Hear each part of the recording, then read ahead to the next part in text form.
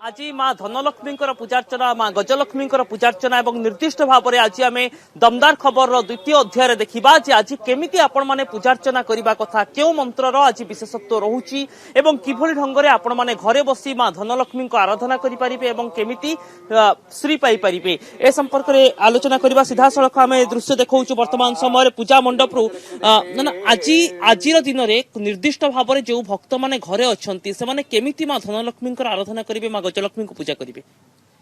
जस्या प्रभाव मतुलम भगवान अनंतो ब्रह्मा हरस्स नहि वक्तु मलम बलम च सा चंडिकाखिल जगत परिपालनाय नासाय चाशुभ भयस्य मतिम करोतु। जहांकर प्रभाव ओ अतुल बलराशि को वर्णना करबा पई ब्रह्मा विष्णु इंद्र कुबेर महेश प्रभृति देवता माने असमर्थ।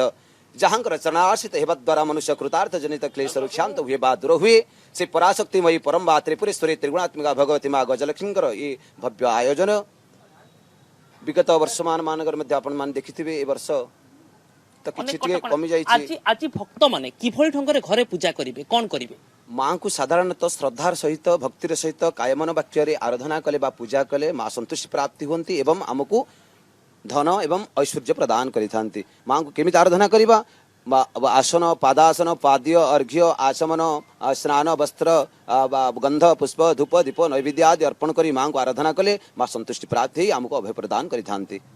आज जो भक्त माने घरे अछंती मंडप को आसी पारु नाहंती दर्शन करि पारु नाहंती कुमार पूर्णमी रे निर्दिष्ट भाव रे किछि विधि रहिछि कि जो माने घरे करि परिबे।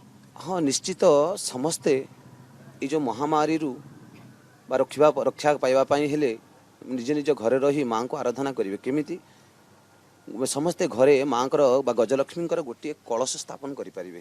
कलश स्थापन करी से कलश माध्यम माँ गजलक्ष्मी को आवाहन करी अर्चन करें अर्थात पूजा पाठ करें। माँ स्तोत्र से पाठ करें नमस्ते तो महामाये पीठेश्वर पूजिते शंख चक्र गदाहस्ते महालक्ष्मी नमस्ते स्तोत्र पाठ करें। माँ को धूप दीप नैवेद्य अर्पण कर माँ अशेष करुणा लाभ करें।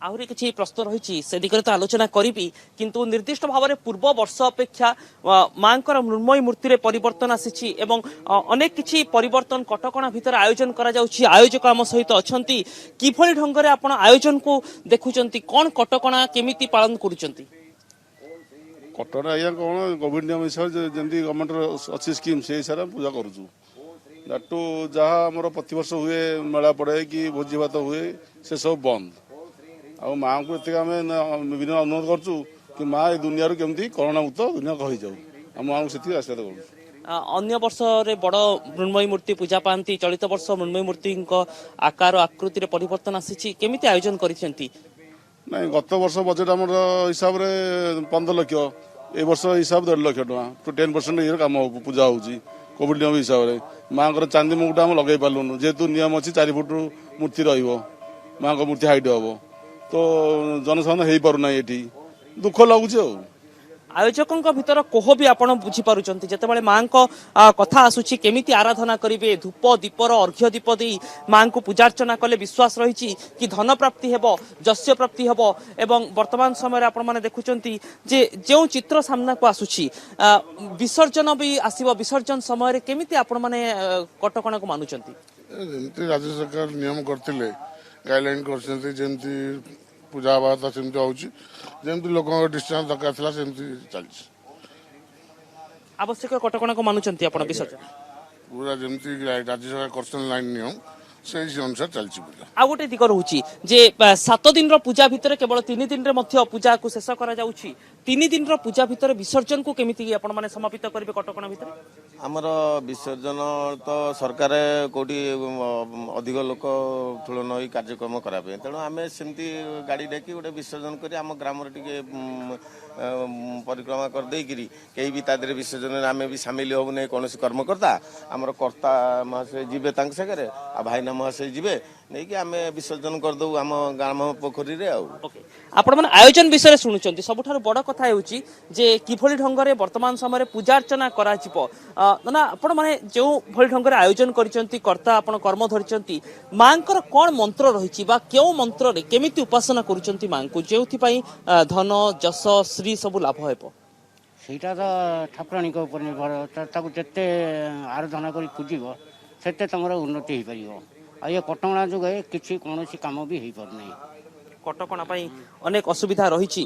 ତେବେ ନନାଙ୍କ ଠାରୁ କିଛି ଜାଣିବା ପାଇଁ ଚାହିଁବି ଯେ ପ୍ରକୃତରେ କିଭଳି ଢଙ୍ଗରେ ପୂଜାର୍ଚ୍ଚନା କରାଯିବା ଦରକାର। ଆଜି ଯେଉଁମାନେ ଘରେ ଅଛନ୍ତି କ'ଣ ଯେଉଁ କଥା ନନା କହୁଥିଲେ ପୂର୍ବରୁ ବା ପୂଜକ କହୁଥିଲେ ଯେ ଘିଅ ଏବଂ ଘିଅରେ ଦୀପ ଜାଳିବେ ପୂଜାର୍ଚ୍ଚନା କରିବେ। ତେବେ ନିର୍ଦ୍ଦିଷ୍ଟ ଭାବରେ ମା ଗଜଲକ୍ଷ୍ମୀଙ୍କର ମହାତ୍ମ୍ୟ ଏବଂ ମା ମହାଲକ୍ଷ୍ମୀଙ୍କର ପୂଜା ରହିଛି ଆଗାମୀ ସମୟରେ ରହିବ, ମା ଧନଲକ୍ଷ୍ମୀଙ୍କର ପୂଜା ରହିବ, ମା ଗଜଲକ୍ଷ୍ମୀଙ୍କର ପୂଜାର୍ଚ୍ଚନାର ବିଶେଷତ୍ୱ କ'ଣ? ଯେତେବେଳେ ସମୁଦ୍ର ମନ୍ଥନ କାର୍ଯ୍ୟକ୍ରମ ହେଇଥିଲା ସେତେବେଳେ ଦେବତା ଏବଂ ଦାନବ ଅର୍ଥାତ୍ ରାକ୍ଷସମାନେ ଏକତ୍ରିତ ଅବସ୍ଥାରେ କ'ଣ କରିଥିଲେ ସମୁଦ୍ର ମନ୍ଥନ କାର୍ଯ୍ୟକ୍ରମ କରିଥିଲେ। ସେହି ସମୁଦ୍ର ମନ୍ଥନ କାର୍ଯ୍ୟକ୍ରମରେ 14 ରତ୍ନ ଅର୍ଥାତ୍ 14 ପ୍ରକାର ରତ୍ନ ଆବିର୍ଭାବ ହେଇଥିଲା। ସେ 14 ପ୍ରକାର ରତ୍ନ ମଧ୍ୟରେ 1 ନମ୍ବରରେ ଥିଲେ କିଏ ନା ଗଜ ଏବଂ 14 ବା 14ରେ ଥିଲେ ସିରିଏଲରେ କିଏ ଥିଲେ ନା ମା ଲକ୍ଷ୍ମୀ ମହାଲକ୍ଷ୍ମୀ ବା ଯେହେତୁ ଗଜ ଏବଂ ଲକ୍ଷ୍ମୀ ଇଏ ପରସ୍ପର ହେଉଛନ୍ତି ଭାଇ ଭଉଣୀର ସମ୍ପର୍କ, ତ ସେଇଥିପାଇଁ ତାଙ୍କୁ ନାଁ ହେଉଛି ଗଜଲକ୍ଷ୍ମୀ ବୋଲି ମଧ୍ୟ ନାମକରଣ ହୋଇଥିଲା। ଏ ଗଜଲକ୍ଷ୍ମୀଙ୍କୁ ଆରାଧନା କରିଲେ କ'ଣ ହୁଏ ନା ମଣିଷ ଜୀବନରେ ଧନ ଏବଂ ଐଶ୍ୱର୍ଯ୍ୟର ବା ସୁଖ ଏବଂ ସମୃଦ୍ଧିର ମଧ୍ୟ ପ୍ରାପ୍ତି ହୋଇଥାଏ ଯଦି ମା ଗଜଲକ୍ଷ୍ମୀଙ୍କୁ ଆମେ ଆରାଧନା କରିବା। ନିର୍ଦ୍ଦିଷ୍ଟ ଭାବରେ ମାର୍ଗଶିର ମାସରେ ମା ମହାଲକ୍ଷ୍ମୀଙ୍କର ପୂଜାର୍ଚ୍ଚନା ହୋଇଥାଏ। ମା ମହାଲକ୍ଷ୍ମୀଙ୍କର ପୂଜାର୍ଚ୍ଚନାର ବିଧି ଏବଂ ମା ଗଜଲକ୍ଷ୍ମୀଙ୍କର ପୂଜାର୍ଚ୍ଚନାର ବିଧି ଭିତରେ ପାର୍ଥକ୍ୟ କ'ଣ ରହିଛି ଏବଂ କିଭଳି ଢଙ୍ଗରେ ଭକ୍ତ ଉପାସନା କରିବା ଦରକାର, ଭକ୍ତଙ୍କ ପାଇଁ କ'ଣ କହିବେ? ଦେଖନ୍ତୁ, ସାଧାରଣତଃ ମାର୍ଗଶିର ମାସଟା ମାଙ୍କର ମାଣବସା ଗୁରୁବାର କାର୍ଯ୍ୟକ୍ରମ ହୋଇଥାଏ। ତ ଏଇ ଯେଉଁ ଆଶ୍ୱିନ ମାସ ଶୁକ୍ଳପକ୍ଷ ଏବଂ ପୂର୍ଣ୍ଣମୀ ତିଥିରେ ମା ଯେହେତୁ ସମୁଦ୍ର ମନ୍ଥନ ସମୟରେ ସେଇ ଦିନ ବା ସେଇ ପୂର୍ଣ୍ଣମୀ ତିଥିରେ କ'ଣ ଆବିର୍ଭାବ ହୋଇଥିଲେ, ଆବିର୍ଭାବ ହୋଇଥିବାରୁ ମାଙ୍କର ଜନ୍ମ ଯେଉଁଟାକି ଏଇ ଆଶ୍ୱିନ ମାସ ଶୁକ୍ଳପକ୍ଷ ପୂର୍ଣ୍ଣମୀ ଦିନ ମାଙ୍କର ଜନ୍ମ ବା ସ୍ୱ ନକ୍ଷତ୍ର ବୋଲି ମଧ୍ୟ ଧରାଯାଏ। ତ ସେଥିପାଇଁ ଏଥିରେ ମାଙ୍କର ଉପଚାରର ବିଧାନ ମଧ୍ୟ ଅଲଗା ରହିବ ଏବଂ ମାର୍ଗଶିରରେ ମାସ ସେମାନେ ସ୍ତ୍ରୀ ଲୋକମାନେ ହେଉଛି ମାଣବସା ଗୁରୁବାର କାର୍ଯ୍ୟକ୍ରମ କରିବେ। ଏଇଟା ତାର ପରମ୍ପରା ଅଲଗା, ଆର ମଧ୍ୟ ପରମ୍ପରା। ଏବଂ ଆଉ ମଧ୍ୟ ଅଛି ଯେ ଆମର ଦୀପାବଳି ଅମାବାସ୍ୟା ଦିନ ମଧ୍ୟ ମାଙ୍କୁ ଆରାଧନା କରାଯାଏ। ସେଥିରେ କ'ଣ ନା ତାଙ୍କୁ ଗୌରୀ ଗଣେଶ ବୋଲି ସମ୍ବୋଧନ କରାଯାଇଥାଏ। ସେଥିରେ ମଧ୍ୟ ସେମିତି ମାଙ୍କୁ ଶ୍ରଦ୍ଧାର ସହିତ ବା ଆସନ ପାଦାସନ ଆଦି ଉପଚାର ମଧ୍ୟ ଅର୍ପଣ କରି ସାଧାରଣ ଭକ୍ତ ହୁଏତ ମନ୍ତ୍ର ଉଚ୍ଚାରଣ କରି ନ ପାରନ୍ତି, ସାଧାରଣ ଭକ୍ତ ହୁଏତ ଜାଣିନଥାନ୍ତି ବିଧି ବିଧାନ କ'ଣ ପୂଜାର। ତେବେ ସାଧାରଣ ଭକ୍ତ ଏକଦମ ଯେଉଁମାନେ ଦର୍ଶକ ରହିଛନ୍ତି ଆମର, ତାଙ୍କ ପାଇଁ କ'ଣ ପରାମର୍ଶ ଦେବେ, କେମିତି ସେମାନେ ଆରାଧନା କରିବେ? ମୁଁ ସମସ୍ତଙ୍କୁ ଏତିକି ଅନୁରୋଧ ରଖିବି, ସମସ୍ତେ ଘରେ ରୁହନ୍ତୁ, ନିଜେ ନିଜେ ଘରେ ଗୋଟେ ବା ପୂର୍ଣ୍ଣ କୁମ୍ଭ ଅର୍ଥାତ୍ କଳସ ଗୋଟେ ସ୍ଥାପନ କରନ୍ତୁ, ମାଙ୍କୁ ଶ୍ରଦ୍ଧାର ସହିତ ଘିଅ ଦୀପଟିକୁ ଅର୍ପଣ କରନ୍ତୁ, ହଳଦୀ ରଙ୍ଗର ପୁଷ୍ପଟିକୁ ଅର୍ପଣ କରନ୍ତୁ। ମାଙ୍କୁ ଯେତେବେଳେ ଅର୍ଚ୍ଚନା କରୁଛନ୍ତି ବା ଆରାଧନା କରୁଛନ୍ତି ଶ୍ଵେତ ବସ୍ତ୍ର ପରିଧାନ କରନ୍ତୁ ଏବଂ ପୀତ ବସ୍ତ୍ର ମଧ୍ୟ ପରିଧାନ କଲେ କିଛି ମଧ୍ୟ ଚୁକ୍ତି ହେବନି। ଆପଣମାନେ ଶ୍ରଦ୍ଧାର ସହିତ ମାଙ୍କୁ ଘିଅ ଦୀପଟିକୁ ଅର୍ପଣ କରନ୍ତୁ, ଧୂପଟିକୁ ଅର୍ପଣ କରନ୍ତୁ, ନୈବେଦ୍ୟଟିକୁ ଅର୍ପଣ କରନ୍ତୁ, ଅର୍ପଣ କରି ମାଙ୍କୁ ଟିକେ ଆରତି ମଧ୍ୟ ପ୍ରଦାନ କରନ୍ତୁ। ନିଶ୍ଚିତ ଆପଣ ମାଙ୍କର ଅଶେଷ କରୁଣା ଅଶେଷ କୃପା ଲାଭ କରିବା ହେବେ। ସାଧାରଣ ଭକ୍ତଙ୍କ ପାଇଁ ଇଏ ହେଉଛି ବିଧି।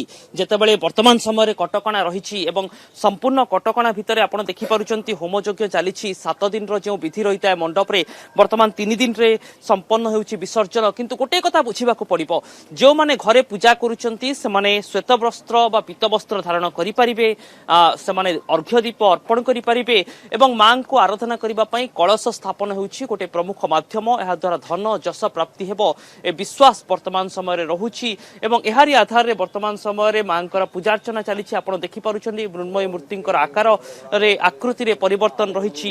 ବର୍ତ୍ତମାନ ମଧ୍ୟ ହୋମଯଜ୍ଞ ଜାରି ରହିଛି। ହୁଳହୁଳିରେ ହୁଏତ ଆଗ ଭଳିଆ ପ୍ରକମ୍ପିତ ହେଉନାହିଁ ପରିବେଶ, କିନ୍ତୁ ଗୋଟିଏ କଥା ବର୍ତ୍ତମାନ ସମୟରେ ବୁଝିବାକୁ ପଡ଼ିବ ଯେ କିଭଳି ଢଙ୍ଗରେ ପୂଜାର୍ଚ୍ଚନା କରାଯାଉଛି ଏବଂ ସାଧାରଣ ଭକ୍ତଙ୍କ ଭିତରେ ଯେଉଁ ପୂଜାର୍ଚ୍ଚନାର ବିଧି ରହୁଛି ତାକୁ ବୁଝିବାକୁ ପଡ଼ିବ। ଏବଂ ଗୋଟିଏ କଥା ବର୍ତ୍ତମାନ ମଧ୍ୟ ଆମକୁ ଜାଣିବାକୁ ପଡ଼ିବ ଯେ ହୁଏତ ଭକ୍ତ ଦର୍ଶନର ସୁଯୋଗ ପାଉନାହାନ୍ତି। ମା ଦୁର୍ଗାଙ୍କର ଯେମିତି ଦଶହରା ପର୍ବକୁ ଆମେ ଟିଭି ପରଦାରେ ଆପଣଙ୍କ ପାଖରେ ପହଞ୍ଚାଇବାକୁ ଚେଷ୍ଟା କରିଥିଲୁ, ମା ଗଜଲକ୍ଷ୍ମୀଙ୍କ ପୂଜାର୍ଚ୍ଚନାର ଚିତ୍ର କେନ୍ଦ୍ରାପଡ଼ା, ଢେଙ୍କାନାଳ ଏବଂ ଭୁବନେଶ୍ୱରରୁ ଆମେ ଆପଣଙ୍କ ପାଖରେ ପହଞ୍ଚାଇବାକୁ ମଧ୍ୟ ଉଦ୍ୟମ କରିଛୁ। ତେବେ ଦମଦାର ଖବରକୁ ଆଜି ପାଇଁ ଏଇଠି ରଖୁଛୁ।